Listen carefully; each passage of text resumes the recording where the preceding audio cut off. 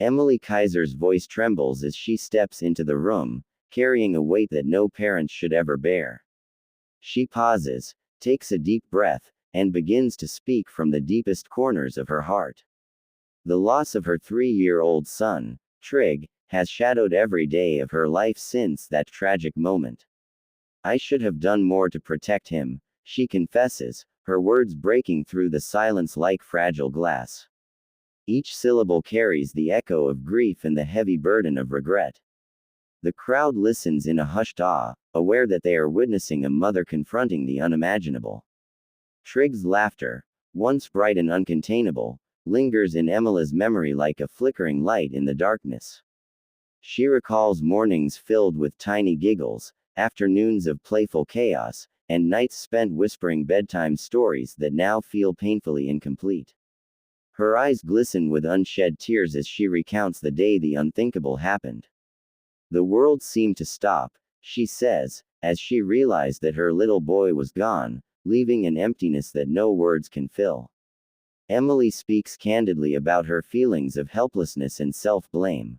She does not shy away from admitting her mistakes, acknowledging moments where she could have been more vigilant, more present, more protective. Every sentence carries the weight of a mother's sorrow, yet there is an undeniable strength in her voice. She speaks not only of loss but of the love that endures beyond tragedy. Trigg's favorite toys, his tiny shoes, the scribbled drawings he left behind, all of these remnants of his brief life are now treasures of memory for Emilie. She touches each one gently as if communicating silently with the son she can no longer hold. In sharing her story publicly for the first time, Emilie hopes to shed light on the realities of parenthood, the fragility of life, and the devastating impact of loss. Her words are both a confession and a plea for understanding. I want people to know that grief is not something you move past quickly, she says softly. It is something you carry, something that reshapes you in ways you never imagined. Her pain is palpable, yet there is a deliberate effort in her tone to transform suffering into a message of caution and awareness. She urges parents to cherish every fleeting moment with their children. Trigg's death, though heartbreaking, has ignited in Emilie a resolve to advocate for child safety and support for grieving families. Her mission is born from tragedy but fueled by a desire to prevent similar heartbreak for others. She describes the early days of mourning as a fog, where time lost its meaning and every thought returned to the question of what could have been done differently. Family and friends became her lifeline, she explains, providing quiet support even when words failed. The community's compassion allowed her to navigate the most painful chapters of her life. Emilie's voice wavers as she recounts the first holiday season without Trigg.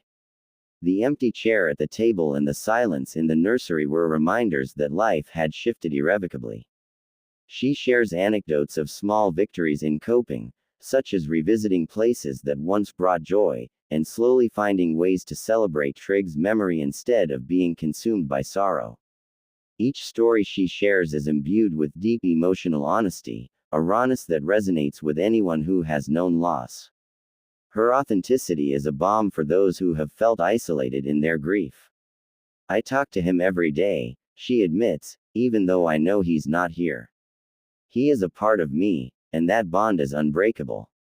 Emilie also speaks about the challenge of facing public scrutiny, the difficult questions, and the judgments from those who don't understand the complexity of grief. She emphasizes the importance of empathy over condemnation.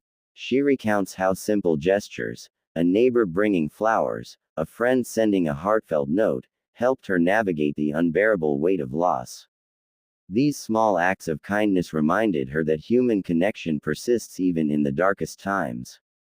Through her story, Emilie hopes to create a platform for dialogue about parental guilt, trauma, and resilience. She wishes to normalize the conversation around grief, making it less of a taboo and more of a shared human experience. Her narrative moves seamlessly between past and present, memory and reflection, sorrow and resolve. It is a testament to the enduring power of a mother's love. Emilie speaks of the struggle to find normalcy after tragedy, the way daily routines are punctuated by memories and triggers. Each step forward feels both fragile and courageous. The first time she returned to places that Trigg loved, she felt a mixture of sorrow and joy, an acknowledgement that life, while changed, continues to offer moments of connection and remembrance. She emphasizes that grief is not linear, and no timeline can dictate how one should feel or recover. Each parent's journey is unique, she reminds the audience. Trigg's legacy, she says, is not defined by his brief life but by the love and awareness his story inspires. She hopes that his memory encourages others to embrace every moment with their children. Emilie's public statement is also a plea for systemic changes, highlighting the importance of safety, supervision, and community support for families with young children. Her message is reinforced by the quiet dignity with which she speaks, a combination of vulnerability and courage that leaves a profound impression on listeners. She does not seek pity, only understanding. Her goal is to transform her grief into purpose, guiding others while honoring her son's memory.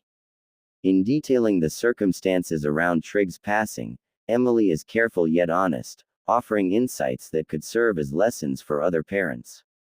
She reflects on the private moments of joy that now feel tinged with sorrow, yet insists that those memories are precious and worth revisiting. The ceremony she describes for Trigg's memory is intimate, a celebration of life rather than a lamentation of death. She explains how rituals can provide solace and a sense of continuity. Emilie acknowledges the role of mental health support in her journey, stressing the importance of counseling, therapy, and community resources for grieving parents. She encourages others to speak openly about their experiences, to find strength in vulnerability, and to build networks of support. Throughout her address, the recurring theme is love, love that persists beyond loss, that guides decisions, and that inspires action.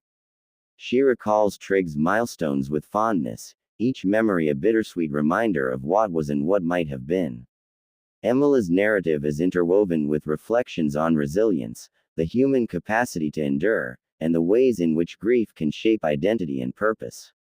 Her words are both a confession and a manifesto, an intimate sharing that bridges private sorrow and public awareness. "I will never stop loving him," she whispers, "and that love will carry me forward, even in the darkest moments." She discusses the support of other parents who have faced similar tragedies, emphasizing solidarity and the healing power of shared experiences. Her message extends beyond her personal story, becoming a broader appeal for compassion, awareness, and proactive measures in child safety. Trigg's favorite songs, bedtime rituals, and daily routines are now cherished memories, immortalized in Emilie's storytelling.